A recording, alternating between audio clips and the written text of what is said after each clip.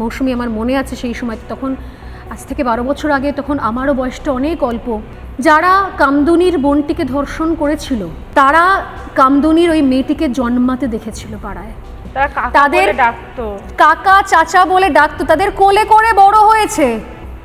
অথচ নির্জন দুপুরে নেশা করে এবং দীর্ঘদিন ধরে তাদের ইন্টেনশন খারাপ ছিল, তারা ফাঁকা রাস্তায় ওই বাচ্চা মেয়েটাকে পেয়ে, যাকে জন্মাতে দেখেছে, যাকে স্কুলে যেতে দেখেছে, হাঁটি হাঁটি পা পায়ে তারা এগিয়েছে, তাকে টেনে নিয়ে গিয়ে একসঙ্গে এতজন মিলে, 9 জন সম্ভবত, কজন, হ্যাঁ 9 জন মিলে তাকে ধর্ষণ করে। শুধু তাই নয়, ধর্ষণের পর তার পা দুটো চিরে দেওয়া হয়। এখন যে এভিডেন্সগুলো সেই সময়তে ছিল, সেই এভিডেন্সের মধ্যে এটাও ছিল তার যে নিম্নাঙ্গের অন্তর্বাস সেটাও 2 টুকরো হয়ে গিয়েছিল।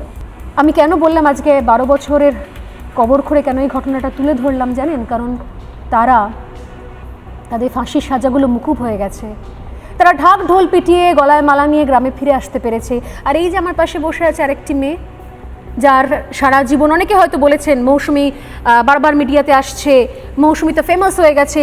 এই মেয়েটি পাগলের মতো আইনি লড়াই লড়েছে শুধুমাত্র এই জন্য যাতে তদন্ত সঠিক পথে এগোয়। তদন্তের দায়িত্ব ছিল কার কাছে? রাজ্য পুলিশ আর সিআইডি, সিবিআইতে যায়নি এই তদন্ত।